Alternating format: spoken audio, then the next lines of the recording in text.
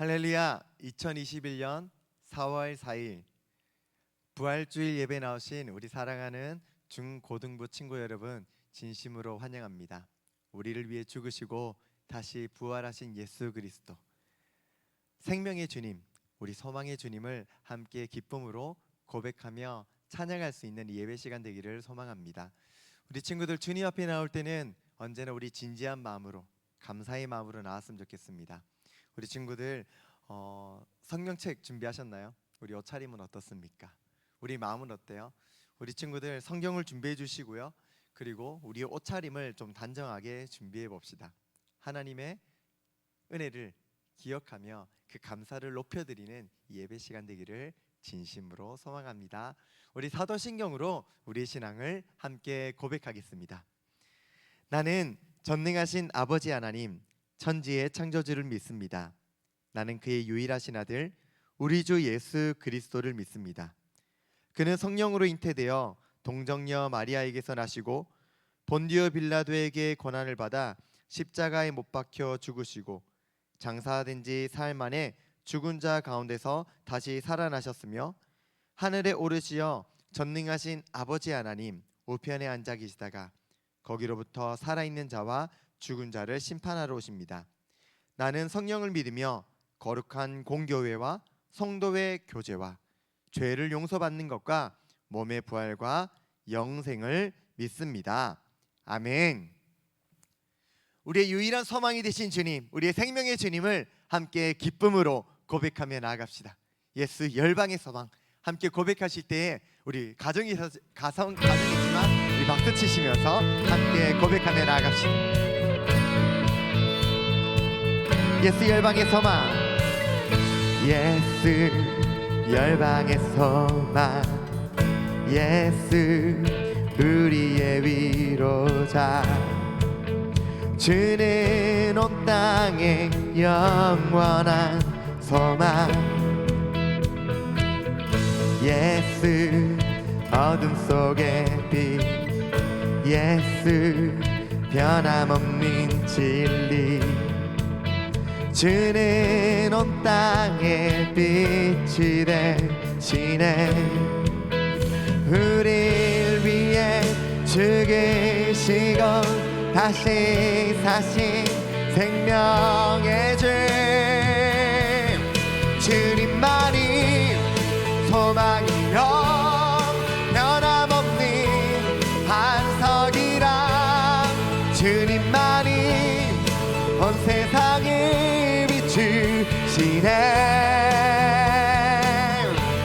또 죽음에서 부활하신 우리 구주 평강의 왕, 주를 믿는 모든 자의 소망 되심, 주를 믿네. 아멘. 우리 열방의 소망이 되시는 하나님을 우리 다시 한번 고백하며 나아갑시다.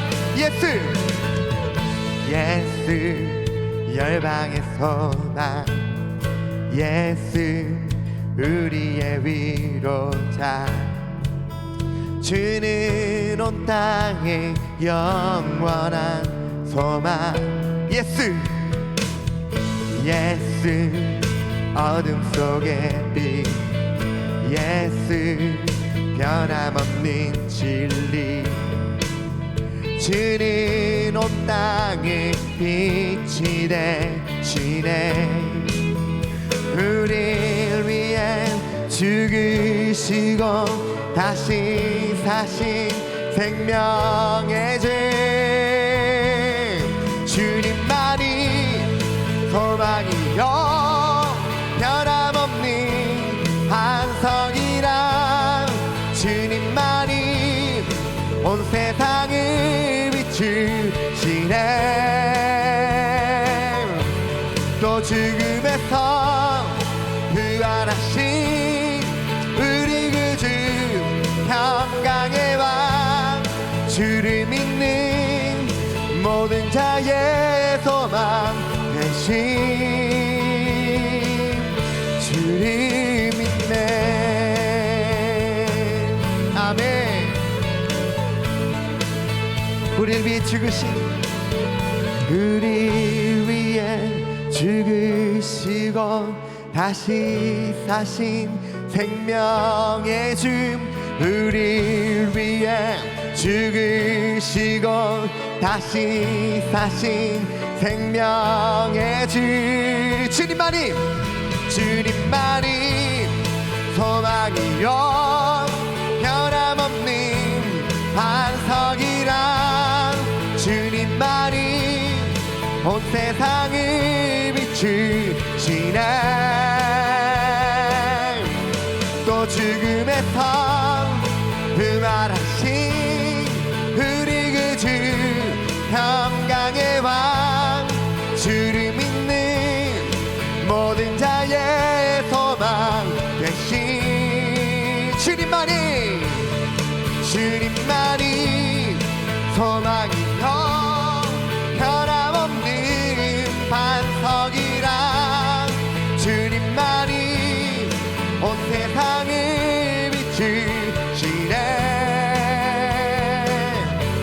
또 죽음에서 부활하신 우리 그 주, 평강의 왕, 주를 믿는 모든 자의 소망 되신 주를 믿네.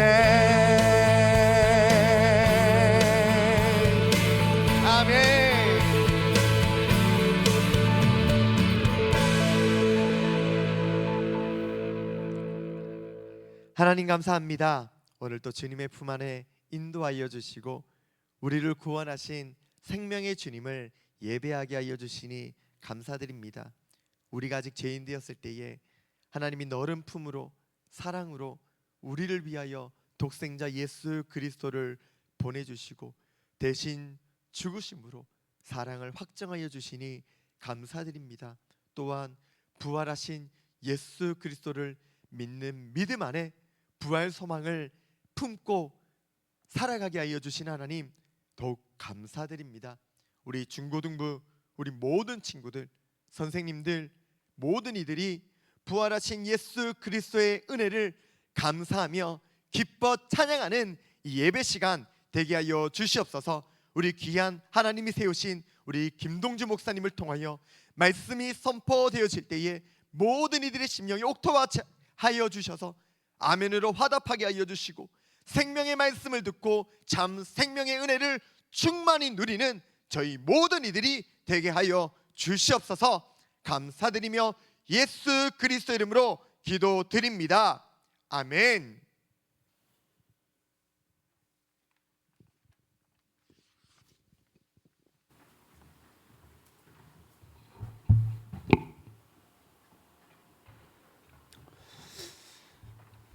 네, 할렐루야, 반갑습니다. 우리 친구들 하나님의 이름으로 또 환영하고 축복합니다. 우리 오늘도 변함없이 함께 또 예배 자리에 나와왔습니다. 오늘도 하나님께서 주시는 말씀의 은혜와 또 성령 충만함의 역사가 또 하나님을 만나기를 소망하며 은혜를 사모하는 여러분의 예배 자리 가운데 충만하게 넘쳐나게 될 줄로 믿습니다. 그 믿음의 고백으로 오늘 함께 예배하기를 원하고요.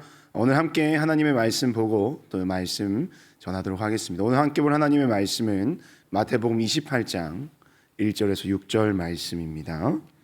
마태복음 28장 1절에서 6절 말씀, 우리 화면을 보시고 또 성경책 있는 친구들은 성경책을 펼쳐 가지고 우리 함께 말씀 읽도록 하겠습니다.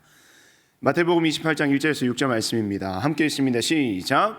안식일이 다 지나고 안식 후 첫날이 되려는 새벽에 막달라 마리아와 다른 마리아가 무덤을 보려고 갔더니 큰 지진이 나며 주의 천사가 하늘로부터 내려와 돌을 굴려내고 그 위에 앉았는데 그 형상이 번개 같고 그 옷은 눈같이 희거늘. 지키던 자들이 그를 무서워하여 떨며 죽은 사람과 같이 되었더라. 천사가 여자들에게 말하여 이르되 너희는 무서워하지 말라. 십자가에 못 박히신 예수를 너희가 찾는 줄을 내가 아노라. 그가 여기 계시지 않고 그가 말씀하시던 대로 살아나셨느니라. 와서 그가 누우셨던 곳을 보라. 아멘. 우리 제목 같이 한번 읽어봅시다. 시작. 그의 말씀대로. 다시 한번 더 시작. 그의 말씀대로 라는 말씀의 제목으로 이 시간 여러분과 함께 말씀의 은혜를 잠시 나누고자 합니다. 우리 지난 한 주간 동안 고난 주간 특별 새벽기도, 또 그 다음에 우리 금요일은 정사 예배를 드리면서 예수 그리스도가 십자가에 달려 죽으신 그 사건, 그 일들을 우리가 함께 묵상하면서 한 주간을 보냈습니다. 예수님의 그 십자가의 의미가 여러분에게는 어떤 의미입니까?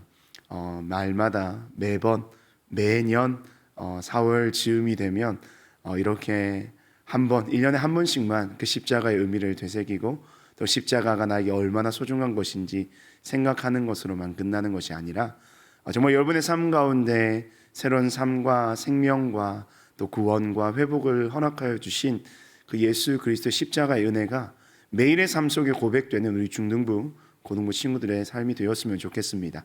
오늘도 그 말씀 속에 과연 십자가, 예수 그리스도, 그분이 과연, 그 사건이 과연 나와 무슨 상관이 있을까?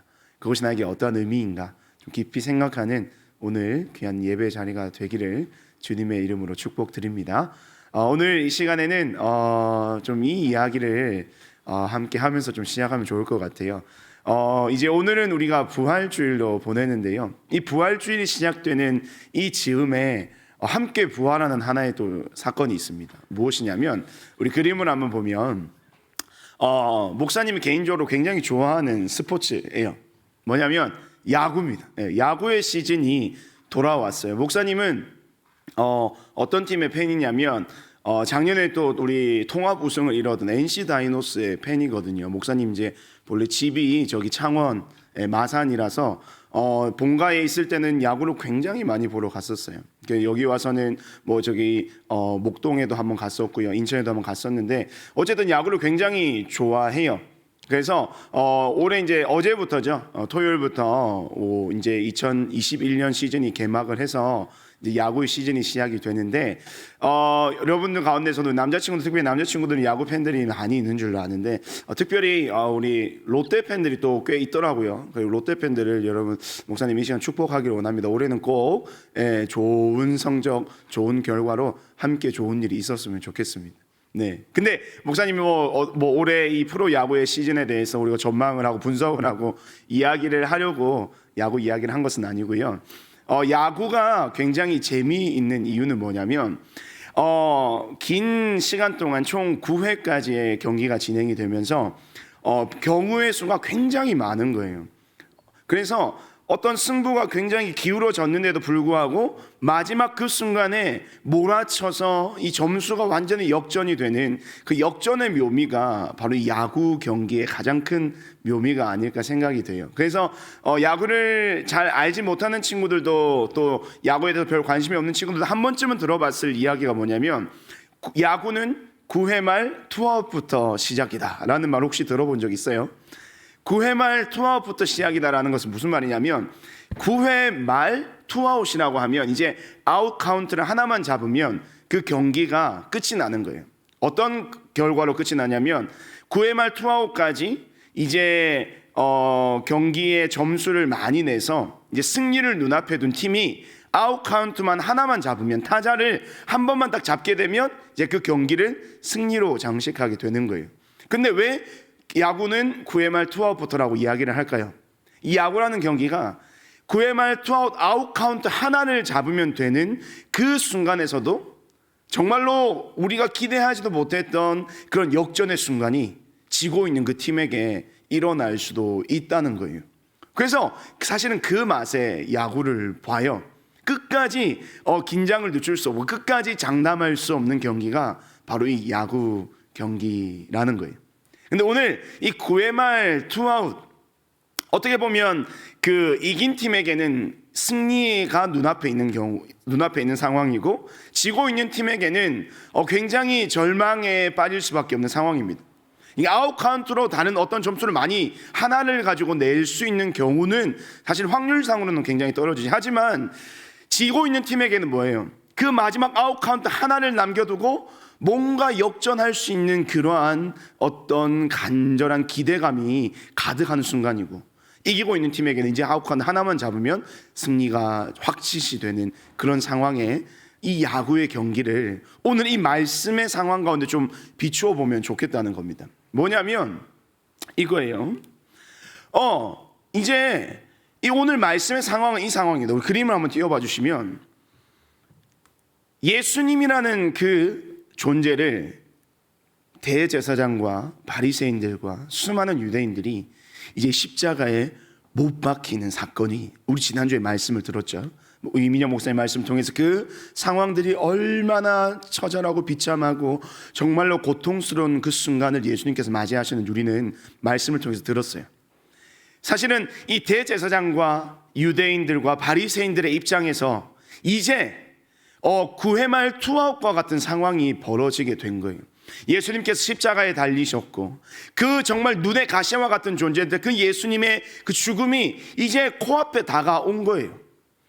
그래서 이제 예수님이 죽으셨다는 그 사실이 확인만 되기만 하면 이제 그들이 계획했던 대로 모든 자신들의 계획이 완성이 되는, 야구로 따지면 승리하게 되는 상황에 있는 겁니다. 어쩌면 아까 우리가 보았던 십자가에 그 달리신 예수님의 그 모습은 이미 9회말 투아웃도 아니에요. 이미 경기가 다 끝나 마치 대제사장과 바리새인들과 수많은 유대인들이 바라고 원했던 그 모든 승리의 결과가 이미 끝이 나버린 상황일지도 모르겠습니다. 그러면 만약에 여러분들이 그 승리를 잡은 야구의 팀이라면 바리새인과 유대인과 수많은 또 대제사장과 수많은 유대인들의 입장이라면 환호를 지르고 승리의 그 어떤 그 마음에 그 승리를 만끽하면서 승리의 도취가 돼가지고 기쁨과 슬픔과 완전히 행복한 감정으로 삶을 살아갔을 겁니다. 근데 오늘 말씀에서 읽어보면요, 좀 독특한 말씀이 나오는데 우리 오늘 말씀 한번 읽어보겠습니다. 오늘 읽었던 본문은 아니지만 오늘 본문 앞에 마태복음 27장의 말씀에 이런 내용이 기록이 되어 있더라고요. 함께 한번 읽어볼까요? 시작. 주여, 저 속이던 자가 살아있을 때에 말하되 내가 사흘 후에 다시 살아나리라 한 것을 우리가 기억하노니 그러므로 명령하여 그 무덤을 사흘까지 굳게 지키게 하소서. 그의 제자들이 와서 시체를 도둑질하여 가고 백성에게 말하되 그가 죽은 자 가운데서 살아났다 하면 후에 속임이 전보다 더 클까 하나이다 하니. 아멘. 이게 무슨 말이냐면요, 여러분, 이 대제사장과 바리새인들과 유대인들이 예수님이 십자가에 못 박혀 죽으셨어요. 죽으시고 그 예수님이 이제는 무덤에 완전히 안치되어 있는 상황이에요. 그러면 아까 말했던 대로 이미 그들이 계획했던 대로 지금 모든 계획이 아주 완벽하게 지금 수행이 된 거예요. 미션이 클리어가 된 거예요. 그러면 어떻게 해요? 그 완벽한 계획이 완벽한 성과로 결과로 이어졌으니까 그들은 이제 안심하고 기쁨으로 그 모든 순간을 그냥 만끽만 하면 되는 건데, 지금 이 대제사장과 유대인들이 어떤 마음이냐면 불안한 거예요. 승리를 했는데 왜 불안할까요? 이미 그 모든 것이 계획대로 이루어졌는데 왜 불안해야 할까요? 지금 그 불안한 마음을 가지고 로마의 그 총독이었던 빌라도에게 찾아갑니다. 그래서 이렇게 말하는 거예요. 말씀을 다시 한번 띄워주시면, 이 예수께서 예수란 자가 자칭 유대인의 왕이라는 나사렛의 그 예수가 살아있을 동안 제자들에게, 사람들에게 했던 이야기가 있던 거예요. 내가 비록 죽지만, 빨간색 글자 뭐예요? 사흘 후에 다시 살아나리라 한 것을 우리가 기억하노니. 그러니까 죽게 되지만 스스로가 다시 부활할 것을 예수님이 스스로 이야기를 했다는 거예요. 죽은 사람이 부활할 수 있어요, 여러분? 없죠. 유대인들과 제사장이, 바리새인들이 예수님을 죽였던 이유가 뭐예요? 많은 이유가 있겠지만 이 말도 안 되는 이야기로 많은 사람들을 현혹시키고 자신들의 어떤 기득권을 빼앗기고, 그런 상황 속에서 예수님을 십자가에 못 박은 것인데, 그런 정말로 어떻게 보면 허무맹랑한 이야기를 쏟아냈던 그 예수님에 대해서 자기들이 인정하지 못했던 건데, 그 예수님이 하신 그 말씀에 대해서 불안해하면서 어떻게 말합니까? 저 무덤을요 꼭 지켜가지고 제자들이 그 시체를 가져가지 못하게 하자는 거예요. 왜냐하면 그 제자들이 시체를 몰래 빼내가가지고 마치 죽은 사람이 부활할 수 없는데 예수님이 분명히 죽으셨지만 시체를 빼돌려서, 거 봐라, 예수님이 이전에 하셨던 그 말씀을 기억하지? 정말로 예수님 부활하셨어 라고 말할지도 모른다는 거예요. 그런 불안함 때문에 빌라도에게 이야기를 하는 거예요. 빌라도요, 저 무덤을 당신의 어떤 경비병들이 반드시 지켜가지고 그 제자들의 시체를 훔쳐가지 못하도록 꼭 조치를 해주십시오. 그래서 그 예수가 했던 3일 만에 부활한다는 그 말도 안 되는 허무맹랑한 이야기가 결코 그들 가운데 이야기가 되지 않도록 반드시 그 무덤을 지켜주세요 라고 요청을 하는 거예요. 이에 빌라도가 어떻게 대답을 하냐면 이렇게 대답합니다. 27장 63절 64절 말씀. 우리 함께 읽습니다. 시작. 빌라도가 이르되 너희에게 경비병이 있으니 가서 힘대로 굳게 지키라 하거늘. 무슨 말입니까? 너희가 할 수 있는 만큼 그래. 너희들이 그 무덤에 100명을 두든 1000명을 두든 너희가 할 수 있는 만큼의 그 인력을 동원해 가지고 절대로 제자들이 가져가지 못하도록 그렇게 조치를 하라고 이야기를 하는 거예요. 근데 여러분 보세요. 이 그림을 한번 보면 이 당시의 돌무덤이에요. 자, 저 동그란 돌을요, 저 무덤 입구에 굴려서 막아 놓는 겁니다. 저 돌의 무게가 얼마나 될까요? 뭐 20kg, 30kg 아니, 몇 톤입니다. 몇 톤. 사람이요, 인력으로요, 뭐 수십 명이 달라붙어도 그것을 옮기기 쉽지 않는. 저런 건 어떻게 옮기겠어요? 사람은 도구를 사용하잖아요. 지렛대 같은 것을 이용해가지고 그렇게 옮기는 거예요. 그러니까 저런 돌 무덤에 제자들, 예수님의 제자들, 뭐 여러분이 아는 제자들 12명, 이 당시에는 한 명이 배신했으니까 11명, 그리고 예수님을 따랐던 무리들이 와서 저것을 돌리고 꺼내고 뭔가 할 수 있는 그런 상황이 아닌 무덤인 거예요. 그래, 거기에 지금 이 바리새인들, 대제사장과 바리새인과 유대인들이 무덤을 지키는 경비병을 세우는 거예요. 경비병을 저렇게 세워놓는 겁니다. 민간인이, 제자들이 민간인의 모습으로 저 경비병을 뚫고 그 시체를 가져갈 수 있겠습니까? 사실은요, 거의 불가능한 일입니다. 이루어질 수 없는 일이에요. 근데 우리가 봤을 때, 그냥 우리가 객관적으로 봤을 때 예수님의 제자들의 시체를 가져갈 수 없는 상황인데도 불구하고 이 9회 말 투아웃은 이미 경기가 끝난 자신들의 계획과 뜻대로 다 이루어 놓은 그 상황 속에서 이 대제사장과 뭐가 그렇게 불안했어? 뭐가 그렇게 염려가 됐어? 뭐가 그렇게 두려워가지고 이렇게까지 했느냐는 겁니다. 정말 아이러니한 것은 예수님의 제자들뿐만이 아니라 예수님을 대적했던 그들도 그 예수님의 말씀을 뭐하고 있다는 거예요? 기억을 하고 있다는 겁니다. 불안한 거죠. 그 일들이 진짜 일어날까 봐. 왜냐하면 말도 안 되는 그 이야기들, 말도 안 되는 그런 사건들이 예수님을 통해서 일어났다는 사실을 그들이 알고 기억하고 있었다는 거예요. 그래서 그렇게 철저하게 예수님의 무덤을 지키는 상황입니다. 그때 어떠한 일이 일어납니까? 예수님이 죽으시고 난 뒤에 3일이 지난 뒤에 막달라 마리아와 많은 그 여인들이 그 예수님의 무덤 가운데 예수님을 기억하기 위해서 예수님에 대한 그리움과 그런 마음들을 가지고 무덤에 찾아왔는데 어떠한 일이 일어났을까? 우리 말씀 한번 읽어봅시다. 오늘 읽었던 본 말씀입니다. 2절에서 4절입니다. 함께 읽습니다. 시작. 큰 지진이 나며 주의 천사가 하늘로부터 내려와 돌을 굴려내고 그 위에 앉았는데 그 형상이 번개 같고 그 옷은 눈같이 희거늘 지키던 자들이 그를 무서워하여 떨며 죽은 사람과 같이 되었더라. 아멘. 부활의 사건이 일어난 겁니다. 예수님께서 말씀하신 그 사흘 만에 다시 살아나리라 하신 그 말씀이 실제로 일어난 거예요. 큰 지진이 나고 주의 천사, 하나님께서 보내신 천사가 그 무덤에 와서 그 문을 열고 예수님께서 이미 죽으셨지만 다시 살아나신 겁니다. 두 글자로 부활이 실제 그들 가운데 일어나게 된 거죠. 그 현상을 보고 그 상황을 보고 지키던 그 경비병들이 어떻게 됐다고 그랬어요? 그를 무서워하며 떨며 죽은 사람과 같이 되었더라 라고 이야기를 하고 있는 것입니다.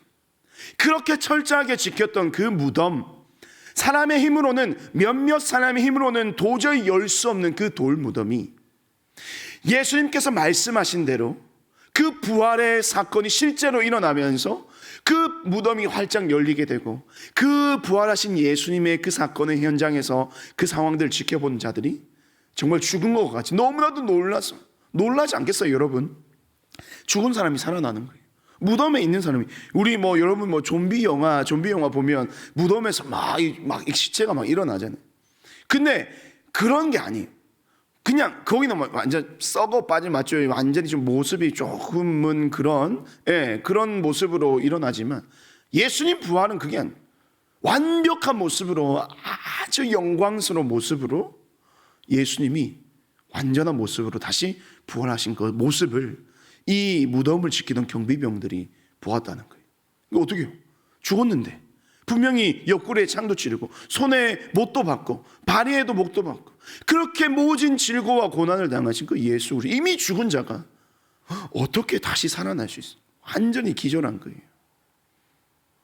그리고 그 상황을 보았던 마리아와 그 여인들도 놀라기는 마찬가지겠죠. 어떻게 보면 그 예수님이 살아나시리라 하신 그 말씀이 실제로 죽은 자가 살아나는 건 오늘날 이 현대 과학이 이렇게 발달해도 죽은 사람이 살아난다는 이 사건, 이 일은 결코 있을 수 없는 일이잖아요. 그 당시에는 더 그랬겠죠. 그런데 그런 일이 실제로 일어난 거예요. 그리고 그 자리에 있었던 천사가 그들에게, 마리아와 여인들에게 이렇게 이야기를 합니다. 우리 함께 한번 말씀 읽고 6절 말씀입니다. 시작. 그가 여기 계시지 않고 그가 말씀하시는 대로 살아나셨느니라. 와서 그가 누우셨던 곳을 보라.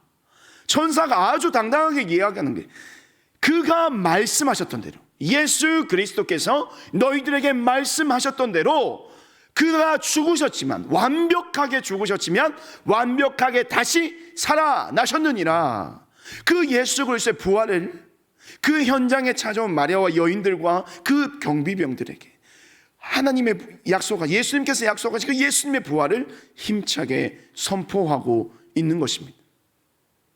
예수님의 부활은요, 실제 사건입니다. 실제로 일어난 역사적인 사건이라는 겁니다. 나중에 이야기를 하겠지만 예수님께서 부활하신 몸을 이끌고 그냥 예를 들어서 호련히 혼자 하늘로 떠나갔다, 그냥 떠나버리시, 다시 본래 계셨던 곳으로 돌아가셨다라고 그냥 그 이야기가 끝이 나더라면 많은 사람들이 이야기를 할 겁니다. 에이, 너네들이 지어낸 이야기가 아니냐. 대제사장과 바리새인과 유대인들이 이야기했던 것처럼 제자들이 그 시체를 빼돌려가지고 마치 부활하신 것처럼 꾸민 일이 아닐까? 허구 이야기, 소설 이야기 아니야? 라고 했을지도 몰라요. 근데 예수님께서 그 부활하신 몸으로 경비병들과 그 여인들에게 나타나셨고 또 제자들에게도 보이시고 수많은 사람들에게 부활하신 몸을 보여주셨어요. 며칠 동안요? 40일 동안. 왜 그러셨을까요? 부활이 진짜 일어났다는 것을 보여주는 거예요. 부활이 그냥 내가 그냥 내뱉던 아무런 그냥 허무맹랑한 이야기, 근거 없는 이야기가 아니라 정말로 내가 했던 그 말씀대로, 내가 너희들에게 이야기했던 대로 실제로 부활이 너희들 가운데 역사적인 사건이 된다는 것을 많은 사람들에게 보여주셨다는 거예요. 무덤, 빈 무덤입니다. 그래서 이 여인들이, 마리아와 여인들이 사람들에게 막 알리기 시작한 거예요. 소문을 내기 시작한 거예요. 예수님이 진짜 살아나셨다, 다시 부활하셨다. 그 많은 사람들이 무덤에 와보니까 진짜 예수님이 그곳에 계시지 않는 거예요. 진짜 부활하셨다는 거예요. 수많은 유대인들이, 수많은 예루살렘에 있는 사람들이 예수님의 죽음을 확인했습니다. 예수님이 진짜 죽으셨다는 것을 다 보았다는 거예요. 그런데 그 완전히 죽으신 예수님께서 다시 살아나셨다는 이 이야기, 사실은 얼마나 기가 막힌 일입니까? 말이 안 되는 이야기죠. 그 이전에 비슷한 얘기가 있었어요. 죽은 나사로를 살리시는 예수님 모습.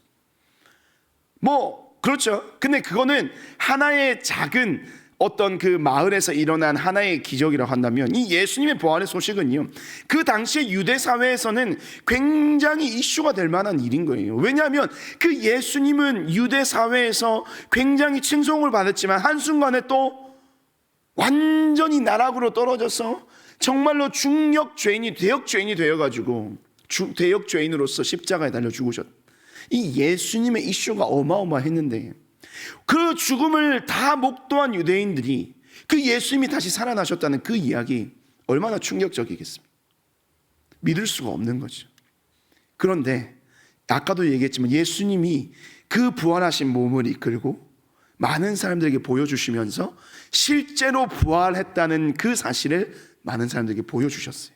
부활이 역사적인 사실이라는 것을 그들에게 보여주신 것이죠. 그리고 또 하나, 그 예수님의 부활이 진짜 부활이라는 사실을 보여주는 하나의 증거가 있는데, 그게 뭐냐면 바로 이거예요. 여러분, 이 그림을 보면 뭔가 떠오르는 그림이 하나 있잖아요. 우리 그 안중근 선생님의 그 손바닥 도장, 맞죠? 근데 그것과는 조금 다른 모습입니다. 이 손바닥 도장의 특징이 뭐예요? 가운데 손바닥 중앙에 빈 구멍이 있는 겁니다. 누구의 손바닥일까요? 예수님의 손바닥입니다. 저기에 잉크가 좀 덜 묻어가지고 저 부분이 좀 흐릿하게 나온 게 아니라 저 부분은 잉크가 묻을 수가 없어요. 왜? 거기는 십자가에 못 박혔던 자리이기 때문에. 그래서 이것을 무엇을 이야기하냐면요, 예수님이 그 십자가에 못 박히셨던 그 흔적을 그대로 가지고 부활하셨다는 거예요. 다른 누군가가 예수님의 그 부활하신 모습으로 막 변장을 해서 뭐 이런 이야기들 많았겠죠. 제자들 중에 누군가가 예수님을 굉장히 닮은 한 사람을 섭외해가지고 그 예수님 마치 부활하신 것처럼 막 그렇게 꾸미는 일이 아닌가. 근데 예수님의 손바닥에는, 예수님의 옆구리에는 도마가 확인했잖아요. 내가 당신의 부활한 것을 내가 믿기 위해서 내가 뭔가를 확인해야 되겠습니다. 옆구리에 손을 넣어보니까 창에 찔린 자국이 그대로 있는 거예요. 발에는 못이 박히신 자국이 그대로 있는 거예요. 그래서 이것을요, 우리 오늘 또 헬라어 하나를 배워보면 좋겠는데, 이 헬라어가 있습니다. 이 헬라어가 무슨 말이냐면, 따라해 볼까요? 스티그마. 네, 스티그마. 우리 이제 꿈꾸는 교회 중등부 고등부 정도라면 이 정도의 또 헬라어는 좀 알고 있어도 됩니다. 우리 굉장히 수준이 있잖아요, 그렇죠? 우리의 수준의 이 단어는 굉장히 쉬운 단어예요. 이 스티그마라는 단어는요, 어떤 말이냐면요, 이런 말이에요. 상처라는 말, 상흔이라는 말인데요. 여러분, 상처와 상흔의 차이를 혹시 알고 있어요? 이 상처라는 말은 어떤 말이냐면, 바로 이제 뭔가에 찔리거나 뭐 그이거나 뭐 어떤 상해를 입어서 난 상처, 그 순간에 일어난 상처 그대로를 얘기하는 게 바로 그 상처예요. 근데 상흔은 뭐냐면, 이제 이 상처가 다 아물고 난 그 흉터 자국을 상처라고 이야기를 합니다. 예수님께서 부활하시고 그 부활하신 몸으로 그대로 가지고 계셨던 그 스티그마는 무엇이냐면 바로 저 상흔인 거예요. 그것은 무엇을 의미하냐면 진짜 예수님이 살아나셨다는 거예요. 이 상처를 가지고 계셨다라고 하는 것은 진짜 예수님이 죽으셨다는 거예요. 하지만 그 상처가 이제는 흉터가 되어서 상흔, 스티그마가 되어서 그 모습으로 그대로 부활하셨다는, 진짜 부활하셨다는 것을 우리에게 보여주고 있는 하나의 증거가 바로 저 상흔, 스티그마라는 것입니다. 여러분, 예수님의 부활을 믿으시길 바랍니다. 예수님이 진짜 살아 계셨을까요? 진짜 예수님이라는 존재가 정말로 그 당시에 계셨을까요? 수많은 역사적인 사료와 역사적인 증거들이, 여러분들 사실은 수많은 증거들이 있어요. 근데 뭐 그 증거들 뿐만이 아니고 예수님이 진짜 부활하셨습니까? 라고 했을 때 그 당시에 그 부활하신 예수님을 만났던, 보았던 수많은 사람들의 증언들이 아주 많은 기록으로 남겨져 있습니다. 근데 그 기록이 그 예수님의 부활을 증명하는 것은 아니지만 예수 그리스도의 부활은 실제 일어난 사건이라는 겁니다. 그리고 그 부활을 믿는 자들, 그럼 예수님께서 왜 굳이 부활하셔야 했을까? 왜 예수님께서 굳이 다시 살아나셔야 했는가? 여러분, 왜 다시 살아나셔야 했겠습니까? 만약에 예수님께서 십자가에 죽으시고 그것으로 모든 이야기가 끝이 났더라면, 아니요, 그 부활하시고, 그러니까 죽으시고 난 뒤에 부활하셨고 그 부활하신 몸으로 그냥 그대로 아무 사람들에게 보여주시지 않고 그냥 그대로 올라가셨다면 많은 사람들이 얘기하는 그 부활에 대한 의심이, 사실 그 의심에 대해서 할 말이 없을 겁니다. 하지만 예수님의 부활은요, 많은 사람들에게 증거가 되었습니다. 많은 사람들에게 보여줬고요, 그 보여주는 것이 어떤 아주 닮은 대역을 쓴 것이 아니라 진짜 예수님이 그 스티그마, 상흔을 가지고 그 상처 입은 그 상처가 아물 흉터의 모습 그대로 하지만 완벽한 인간의 모습으로, 사람의 모습으로 부활하셔서 많은 사람들에게 보여주신 거예요. 실제로 일어난 일이라는 겁니다. 그 예수님께서 왜 부활하셔야만 했을까요? 바로 저와 여러분들을 위해서 부활하셔야 했습니다. 왜냐? 예수님의 이 부활을 우리에게 보여주신 이유가 무엇입니까? 그것이 역사적인 사실인 것을 말씀하시기 위해서도이지만 우리에게, 믿는 자들에게, 제자들에게 그 부활하신 몸을 친히 보여주시고 그 스티그마를 보여주시면서 이 부활이 진짜 있다라고 보여주신 궁극적인 목적이 뭘까요? 그것은 바로 우리에게도, 너희에게도 이와 같은 부활이 있을 것이다 라는 것을 예수님께서 그들에게 친히 말씀하여 주시는 사건이라는 겁니다. 예수님의 십자가를 믿고 예수님의 부활을 믿는 자들, 그 믿음으로 나오는 모든 자들, 너희들도 분명 죽을 거야. 너희들도 이 땅에서의 삶이, 인간의 삶은 이 땅에서의 삶은 유한한 것이고 끝이 있기 때문에 너희들도 반드시 어떤 이유에서든지 어떤 상황 속에서 죽게 될 거야. 하지만 그 죽음이 결코 끝이라고 생각하지 마. 대제사장들과 바리새인과 유대인들이 예수 그리스도를 십자가에 죽이고 그 죽음으로 인해서 이제는 그들이 이겼다라고 생각을 했지만 아니었어. 그 죽음이 만약에 죽음으로 끝이 났다면 내가 너에게 찾아온 이유가 없는 거지. 그 죽었지만, 너희들도 죽게 될 것이지만, 내가 죽었지만 이렇게 다시 살아난 것은 너희들도 나로 말미암아 내가 부활한 이 부활이 너희의 부활이 될 것이야 라는 것을 그들에게 강하게 믿음의 결단의 자리로 초청하시는 그 예수 그리스도의 그 부활하신 목적을 그들에게 밝히 보여주는 사건이 바로 부활하신 모습을 보여주시는 사건이라는 겁니다. 그렇다면 우리가 죽음을 두려워할 필요가 있겠습니까? 이 땅을 살아가면서 인간이 가지는 모든 두려움 중에 가장 끝판왕의 두려움, 최고의 두려움이 뭐예요? 죽음이죠. 그래서 우리는 죽지 않으려고 애를 씁니다. 또 다른 말로 살려고 애를 쓰는 거예요. 어떻게? 이 땅에서의 삶을 살아내려고 막 그렇게 애를 쓰는 겁니다. 그런데 사실은 우리가 죽지 않으려고, 잘 살려고 그렇게 발버둥 칠 필요가 없어요. 왜냐하면 그렇게 사는 이유는 뭐냐면, 그렇게 사는 그 삶의 모습의 그 기저에는 뭐 어떤 마음이 있어요? 이 땅에서의 삶이 나의 삶의 끝이다, 죽음이 나의 인생의 모든 끝이다라고 생각하는 그런 마음이 그 마음 기저에 삶에 깔려있기 때문이에요. 하지만 우리는요, 무엇을 소망하며 살아가는 사람들입니까? 부활을 소망하는 사람, 부활 소망을 가지고 살아가는 성도들입니다. 그렇기 때문에 이 땅에서의 삶, 물론 우리가 누리고 먹고 마시는 것 중요해요. 하지만 그것이 정말로 영원한 것이고, 그것이 우리의 인생이 너무나도 가치 있는 것이고, 정말로 그것을 붙들어야만이 내 인생이 정말로 어떤 가치가 있는 그런 인생이 된다고 생각하면 그렇게 살 필요는 없는 거예요. 왜냐하면 우리는 비록 이 땅에서 삶은 유한하여서 끝이 나지만 우리는 예수 그리스도를 믿음으로 말미암아 주님께서 우리에게 보여주시고 주님께서 친히 행하여 주신 그 부활이 나의 부활이 된다는, 나 또한 그 주님처럼 부활하여서 주님이 약속하신 부활해서 어떻게 되는 거예요? 하나님께서 우리에게 약속하신, 예수님께서 약속하신 그 영원한 하나님의 나라 천국의 삶을 그 부활한 몸으로 살아갈 것임을 알고 믿는 자들이기 때문에 우리는 결코 두려워하고 이 땅에서의 삶의 그 죽음에 대해서 염려하고 살 필요가 없는 거예요. 왜냐하면 우리는 결국 그 예수 그리스도를, 부활하신 그 예수님, 십자가에 달려 죽으신 그 예수님, 나를 위해 이 땅에 오신 그 예수님을 믿는 믿음을 가지고 그 믿음으로 살아간다면 우리는 결코 염려할 것이 하나도 없는 거예요. 왜냐하면 우리에게는 부활 소망이 있기 때문인 거예요. 나를 위해서 그 부활을 행하여 주시고 그 부활의 은혜를 주신 그 예수님의 은혜가 우리 안에 존재하기 때문인 거예요. 그와 같은 사실을 너무나도 잘 아는 한 사람이 있었어요. 그 사람이 누구냐면 바로 사도 바울입니다.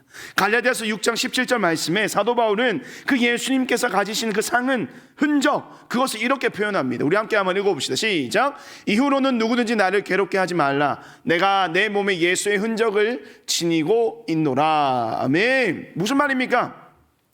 예수의 흔적이 뭘까요? 여기서 말하는 흔적은 아까 그 예수님께서 가지셨던 스티그마예요. 부활하신 그 예수님, 십자가에 죽으셨지만 완벽하게 죽으셨지만 완벽하게 살아나신 그 예수 그리스도를 내가 믿는 믿음을 가지고 있다는 말이에요. 예수의 흔적을 가지고 있다는 것은 그 예수님을 향한 온전한 믿음을 내가 가지고 있다는 거예요. 그렇기 때문에 내가 이 땅에서 당하는 고난과 고통, 이 땅에서 당하는 모든 삶의 어려움들, 이 땅에서의 모습들은 내게 크게 중요하지 않은 거예요. 왜? 나는 예수의 흔적을 이미 가지고 그 부활의 확신과 십자가의 구원의 확신을 가지고 내가 이 땅에서 비록 어려움을 당해서 예수 복음을 전하다가 죽을지도 모르지만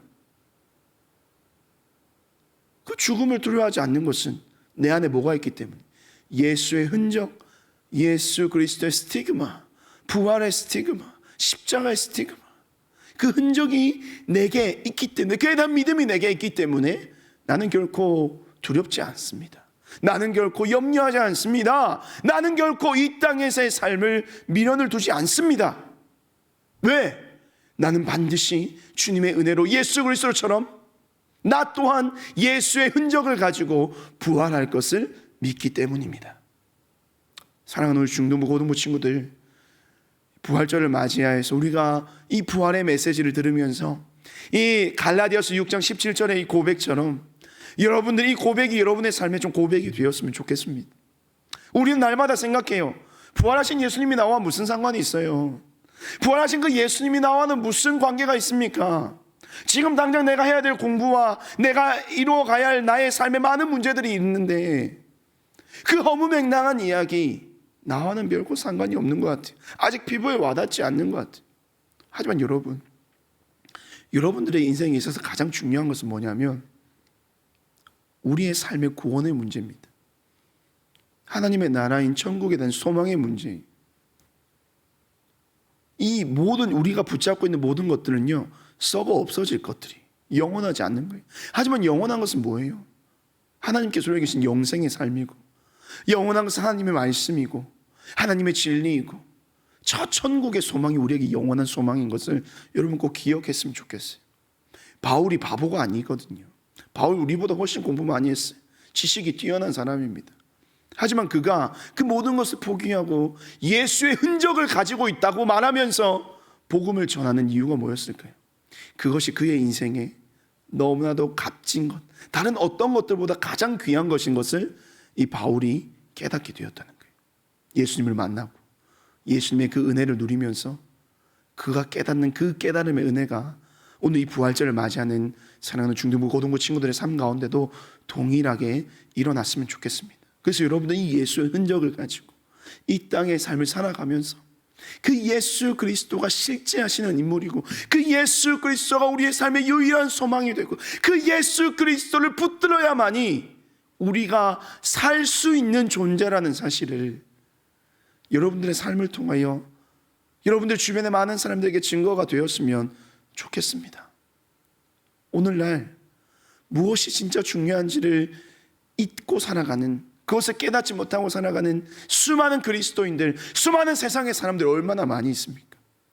하지만 우리 갈라디아서 6장 17절 말씀 다시 한번 보시면 이 말씀이 정말로 오늘날 우리에게 필요한 말씀인 것 같아요. 이후로는 누구든지 나를 괴롭게 하지 말라. 내가 내 몸에 예수의 흔적을 지니고 있노라. 예수님을 향한 그 믿음, 예수 부활, 그 예수의 십자가에 대한 그 간절한 믿음의 고백이 여러분의 삶을 통하여 세상 가운데 증거되고 그 예수의 흔적을 지니고 살아가는 여러분을 통해서 이 땅 가운데 주의 놀라운 구원과 부활 소망의 은혜가 날마다 넘쳐나게 되는 그 귀한 회복의 열쇠, 회복의 시작, 회복의 키가 바로 여러분의 삶이 되기를 주님의 이름으로 축복합니다. 주님의 부활, 여러분의 부활입니다. 주님의 죽음요, 나의 죽음입니다.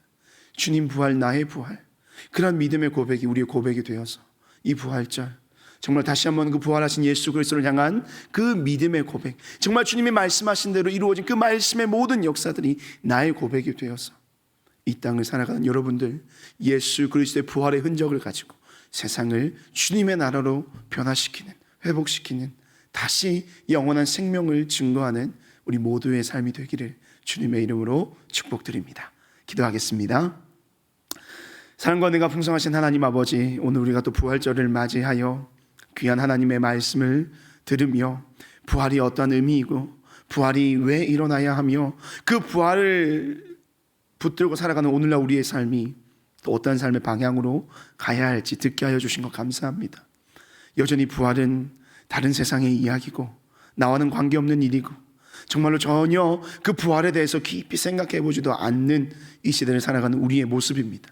하지만 이 주님의 부활이 우리의 인생에 얼마나 귀하고 복된 사건인지, 나를 살려주시는, 나에게 영원한 생명을 주시는, 하나님의 나라를 허락하여 주시는 그 귀한 사건임을, 세상의 그 어떤 일보다 가치 있는 일이고 그 어떤 일보다 우리의 인생의 가장 중요한 사건임을 우리 친구들 기억하여서 다른 누군가를 위한 부활이 아니라 이 주님의 부활이 나의 부활이 될 수 있도록, 그 부활이 나의 삶에도 일어날 수 있도록, 그 부활에 대한 믿음이 나의 고백이 될 수 있도록, 그래서 그 부활의 흔적, 예수 그리스도의 흔적, 그 흔적을 지니고 이 세상 가운데 예수 그리스도에 합당한 부활 소망을 가진 성도의 삶을 온전히 살아가는 모든 중등부 고등부 친구들의 삶이 되게 하여 주시옵소서.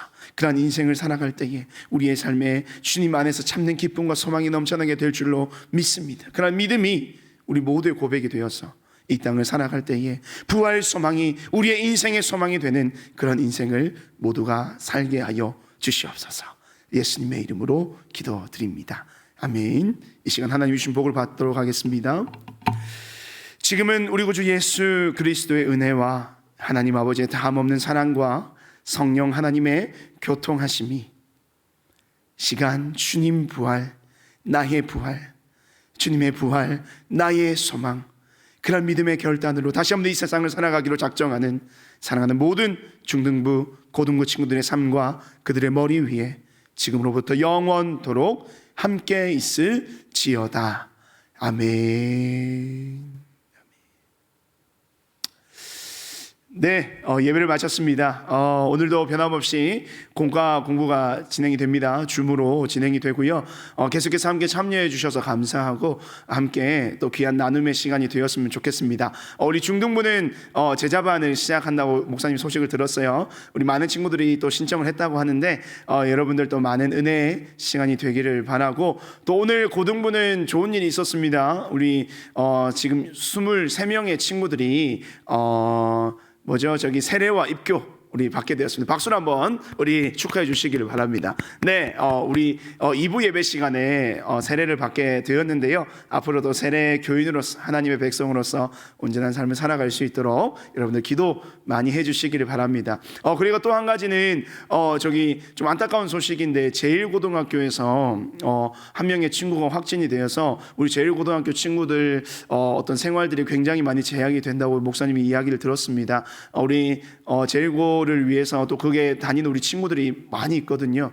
이를 위해서 함께 기도해 주시고, 또 특별히 코로나가 빨리 좀 완화가 되어서 완치가 되어서 또 우리 이 치료제가 또 개발이 되고, 또 우리 이 백신이 또 우리가 예방주사, 우리 코로나 주사가 빨리 속히 잘 맞아져 가지고 모든 우리의 일상뿐만이 아니라 우리의 예배 자리도 회복될 수 있도록 함께 계속해서 기도해 주시고 힘써 주시면 감사하겠습니다. 네, 오늘 하루도 주님 안에서 승리하고 부활의 기쁨이 넘쳐나는 하루가 되시길 바랍니다. 네, 예배를 마치겠습니다. 샬롬.